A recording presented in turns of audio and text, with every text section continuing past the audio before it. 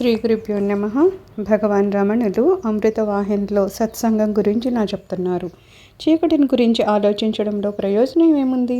వెలుగుని గురించి ఆలోచించాలి, ఆత్మను బోధించాలి. కొబ్బరి చెట్టు ఎక్కడం రాదు, కాయలు కోసి నా దగ్గర ఉంచుకుంటాను అనుకోవడం ఎటువంటిదో ఆ రీతిగానే కొందరికి సాధన ఉండదు, సహృదయము ఉండదు. మీకు బోధిస్తాము రండి అంటారు. గురువు అవుదామని గాలి మేడలు కట్టుకోకూడదు, సత్సంగాన్ని వదలకూడదు. సబ్జెక్టు ప్రవాహంలో రావాలి. వ్యక్తి భావన ఉండకూడదు. మాటకు, మనస్సుకు, చేతకు సంబంధం లేని వానికి జ్ఞానం ఎలా వస్తుంది? నలుగురితో కలిసి చర్చించుకోవడమే సాధన అనుకోకండి. ఏ పరిస్థితుల్లో ఉన్న భగవంతునితోనూ గురువుతోనూ అనుసంధానం కలిగి ఉండడం కూడా సత్సంగమే. ఆరోగ్యంగా ఉన్నవానికి డాక్టర్ అవసరం లేదు. అజ్ఞానికి జ్ఞాన సంబంధమైన మాటలు ఎక్కువ ప్రయోజనం లేదు. జ్ఞానికి మాటలక్కర్లేదు, జిజ్ఞాసులకే బోధ. శ్రీకృష్ణుడు అన్నారు ఉద్ధవునితో, అధ్యయనం కంటే సత్కర్మ కన్నా, ధ్యానం కన్నా సత్సంగం వలన ఎక్కువ ప్రయోజనం ఉంటుంది. కారణము సద్గురువుల భావన తరంగాలు నీ మీద పడతాయి అని. అజ్ఞానం పోవాలంటే గురువు యొక్క దయ అవసరము. బైబిల్లో వాక్యము దేవుడై ఉన్నది అని ఉంది. భగవంతుడు చెప్పిన వాక్యాన్ని శ్రవణం చేసి దాన్ని మననం చేసుకొని దాన్ని జీవితంలో ఆచరింప చేసుకోవాలి. అప్పుడు మనస్సు పవిత్రమవుతుంది. బోధ శరీరానికి కాదు, మనస్సుకి. శ్రవణం చేయగా చేయగా మనస్సు పవిత్రమవుతుంది. అప్పుడు లోపల జ్ఞాన స్వరూపుడు ఆకర్షించుకుంటాడు. ఈశ్వరంలో ఉన్న సారమే వాక్య రూపంలో వస్తుంది. మనకి శాస్త్రము అర్థం కాదనుకోండి, అర్థం అయ్యే బుద్ధిని ప్రసాదించమని ఈశ్వరుని ప్రార్థించాలి. ఒక వాక్య విషయము అర్థం అయ్యే కొలది ప్రతిఘటన తగ్గిపోతుంది. 90% మనకి విషయం అవగాహనతోనే అన్నీ వచ్చేస్తాయి. మనం చేసేది 10% మాత్రమే. మనకు వాక్యం అర్థమైతే జీవితాన్ని మార్చివేస్తుంది. మా బోధన లక్ష్యము దుఃఖం లేని స్థితికి భక్తుడు వెళ్ళాలి. ఇప్పుడు అప్పుడు పరిస్థితులు బాగుంటే సుఖంగా ఉండడం నిజం కాదు. పూర్ణంగా శేషం లేకుండా దుఃఖం నశించాలి. అప్పుడే నిజమైన సుఖం ఉంటుంది. ఆ స్థితికి తీసుకుని వెళ్ళడానికే ఈ బోధ. ఈ బోధ మనకి అర్థమైతే ఇంట్లో ఉన్న వ్యక్తి యొక్క విధానము నష్టాన్ని, కష్టాన్ని కలుగజేస్తే వాడిని బాగు చేయడానికి ప్రయత్నం చేస్తామే కానీ వాడిని విడిచిపెట్టము. బాధను పోగొట్టడానికే బోధ. పని చేయడం మానేసి అంతా బ్రహ్మమే అనుకుంటే భోజనం ఎలా వస్తుంది? గురువుతో మానసిక అనుబంధం పెట్టుకుంటే అది సత్సంగం అవుతుంది. గురువు సత్యమే. భగవద్గీత చదివితే పనిలో, మాటలో కూడా ఔన్నత్యం కనిపిస్తుంది. భగవద్గీత కూడా మామూలుగా చదివితే అర్థం కాదు. ముట్టికాయలు తగిలిన తర్వాత, అంటే ఇంట్లో సభ్యులను ప్రేమించి వాళ్ళు వ్యతిరేకమైన మాటల్ని మనం తట్టుకోలేము. ఆ మాటలే మొట్టికాయల్లా తగులుతాయి. అప్పుడు భగవంతుడు ఎంత బాగా చెప్పాడు అనిపిస్తుంది. అప్పటి వరకు గీత విలువ మనకి తెలియదు. మంచి గాలి పీల్చుకోవాలని అనుకుంటాము, చెడు గాలి దగ్గర ఉండలేము. అలాగే చెడు స్నేహాలు, చెడు పుస్తకాల విషయంలో దగ్గరగా ఉండకూడదు. కొన్ని స్నేహాలు అద్భుతంగా ఉంటాయి, అలాగే సద్వస్తువు అద్భుతంగా ఉంటుంది. శ్రవణం వలన ఏది పొందాలో అది తెలుస్తుంది. మననం వలన పొందవలసిన దాన్ని పొందుతాము. మీరు కాని దానిలో నుంచి మీరు విడుదల పొందుతారు. మీ ఆచరణ నిజమైతే సత్సంగం వలన తెలివి పెరుగుతుంది, జ్ఞానం పట్ల ప్రీతి పెరుగుతుంది, విషయ చింతన తగ్గి దైవ చింతన పెరుగుతుంది. జన్మాంతరాలలో వచ్చే చెడు తలంపులు కాలి బూడిదవుతుంది. ఎన్నో జన్మల పుణ్య సంస్కారం ఉంటేనే సత్సంగం దొరుకుతుంది, లేకపోతే ఆ బుద్ధి పుట్టదు. మీకు మంచితనం లేకపోయినా నేను మంచివాడిని అని మీరు అనుకోవడం కాదు, ఈశ్వరుడు అనుకోవాలి. నీవే అనుకుంటే నీవు పూర్తిగా పాడైపోయిన వాడివే. మంచితనంతో పాటు వివేకాన్ని పెంచుకోవాలి. సజ్జన సాంగత్యం వలన లోకం మీద ఉన్న మోహం తగ్గిపోతుంది. సత్పురుషుని కోపము నీటి మీద రాతిలా ఉంటుంది, నీచుని కోపం చచ్చే వరకు ఉంటుంది. సత్గ్రంథ పఠనం కూడా సత్పురుషుల సహాయంలా మీకు ఉపయోగపడుతుంది. సజ్జన సాంగత్యంలో నీ బుద్ధిలోని దోషాలు వారి ప్రభావం వల్ల బయటకు వస్తాయి. సుభాషితాలు ఈ కృత్రిమమైన నేను బాగుపడ్డానికి, బోధనను గ్రహించడానికి మెదడును ఉపయోగించాలి. బోధకు ప్రాముఖ్యం ఇవ్వాలి. శ్రవణం చేయడం వలన రోగం తగ్గకపోయినా రోగం తెలుసుకోవచ్చును.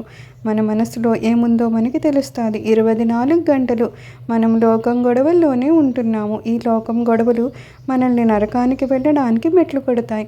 కొన్ని సత్సంగాలు అరగంట ఏదో చదివి ఊరి గొడవలు చెప్పుకుంటారు. మనము నరకానికి వెళ్ళే యోగం ఉంది కాబట్టి లోకం గొడవలు విడిచిపెట్టలేకపోతున్నాము. లోకం గొడవల వల్ల లాభం లేదు. చనిపోయాక చీకటి లోకాలకు వెళ్ళిపోతాము. సద్గ్రంథ పఠనం వలన దాన్ని నీవు మననం చేయడం వలన, ఇతరులకు చెప్పడం వలన ఆ సత్యాన్ని అనుభవంలోకి తెచ్చుకోవాలనే బుద్ధి పుడుతుంది. అంతేకాదు, మీరు సత్సంగంలో మాట్లాడుతూ ఉంటే దాని ప్రయోజనము ఈ మాటలను మనం ఎంతవరకు ఆచరిస్తున్నాము, ఆ మాట వలన ఎంతవరకు పవిత్రతను సంతరించుకున్నాము అనే ఎరుక కూడా కలుగుతుంది. భయపడేవాడు సభలో మాట్లాడితే పొరపాటు మాటలు వస్తాయి. విశ్వనాథ సత్యనారాయణ గారిని శ్రీశ్రీ రోజు రామాయణం చదువుకోవడం ఏమిటి అంటే, రోజు అన్నం ఎందుకు తింటున్నావు, ఏదైనా తినవచ్చు కదా, రామాయణం అన్నం లాంటిది అన్నారు. సాధు సాంగత్యం వలన అన్ని బలహీనతలు నశిస్తాయి. మానవ పురోగమనానికి ముందు సత్కర్మ పుణ్యబలం ఉండాలి. పాయసం నోట్లో పోసుకుంటే ఎలా ఉంటుందో, వేసవికాలం ఉక్కపోసినప్పుడు చల్లటి గాలి వీస్తే ఎలా ఉంటుందో, బోధనను తెలుసుకున్నప్పుడు అంత ఆనందం కలుగుతుంది. ఈ ఒక్క మాటలోనే ఉన్న ఆనందం చాలు, మనం పోయినా పర్వాలేదు అనిపిస్తుంది. అది సత్సంగ వైభవము. మనము స్నేహాలు సత్పురుషులు వివేకవంతులతో చేసే ఆ స్నేహాలు బ్రహ్మానుభవానికి సహాయం చేస్తాయి. సత్యానుభవానికి ప్రయత్నం చేస్తాము. గీతాపారాయణం వలన దుఃఖం తగ్గుతుంది. దానితో భూమినంతా వెలుగుతో నింపవచ్చును. అది మోక్ష శాస్త్రము. అందులో పరమాత్మ మీ లోపల నేను లేను, నా లోపల మీరున్నారు అంటే సముద్రంలో నీటికి పరిమితులు లేవు, బుడగకు పరిమితి ఉంది. మన జీవితం నీటి బుడగ అని అర్థము. ప్రాణం లేని శరీరం ఎటువంటిదో భగవద్గీత లేని ఇల్లు కూడా అటువంటిదే. వేదాంతం వినడానికి అర్హత ఉండాలి. అందరూ వినవచ్చు, కానీ గుండెకు పట్టదు. దానికి పుణ్యబలము, క్రమశిక్షణ, వైరాగ్యము ఉండాలి. జ్ఞానానికి పెట్టుబడి వైరాగ్యము. మనస్సు నిర్మలం చేసుకొని ఎంతో కొంత బుద్ధి సూక్ష్మత పెంచుకొని వేదాంతం వినాలి. ఆచార్యుల వారు స్తోత్ర గ్రంథాలను వాసారు. ఒకరు ఆచార్యుల వారితో దేవతలు కూడా దుఃఖపడ్డారు, అలాంటి వారు మన దుఃఖాన్ని ఎలా తీర్చగలరు అనగా, వాళ్ళు దుఃఖపడ్డ అసత్యమని ఎరుక ఉంటుంది. నీ దుఃఖాన్ని తొలగించే శక్తి వారికి ఉంది. ఆ గ్రంథాలు చదవడం వలన నీ బుద్ధి నీ ఆధీనంలో ఉంటుంది అన్నారు. శంకర్లు రాసిన భాష్య గ్రంథాలను భాష్యదీపాలు అంటారు. అజ్ఞానము అనే చీకటిలో నుండి వెలుతురులోకి అవి తీసుకుని వస్తాయి. సంవత్సరం పొడుగునా గురువు నీకు అందించే సహాయ సహకారాలకు కృతజ్ఞత తెలపడానికి, వారి రుణం తీర్చుకోవడానికి గురు పూర్ణిమ ఏర్పాటు చేశారు. వారు చెప్పిన సందేశము జ్ఞాపకం పెట్టుకోవాలి. గీతలో చెప్పిన దైవీ సంపద సంపాదిస్తే ఆత్మానుభవం కలుగుతుంది. ఆ సంపదకు నాయకుడు ధైర్యము. రాగద్వేషాలు ఉన్నవాడు ప్రవచనానికి పనికిరాడు. భౌతిక వనరులు అయిన స్థలాలు, మేడలు డబ్బు పెట్టి కొనుక్కోవచ్చునేమో కానీ సత్పురుషుణ్ణి డబ్బు పెట్టి కొనలేరు. పాఠాలు చెప్పేవాళ్ళు వాళ్ళ జీవితం నేర్పిన పాఠాలని, దెబ్బతిన్న అనుభవాలను పాఠాల్లో జోడించి చెబితే వినేవాళ్ళు కూడా నేర్చుకుంటారు. తమ అనుభవాల్ని కలిపితే పాఠం కూడా మధురంగా ఉంటుంది. శ్రీకృష్ణుడి గీతలో చెప్పిన దైవీ సంపదలో యేసు కొండ మీద ప్రసంగం కూడా అలాగే ఉంటుంది. రామాయణం చదువుతూ ఉండడం వలన నైతిక విలువలు పెరుగుతాయి.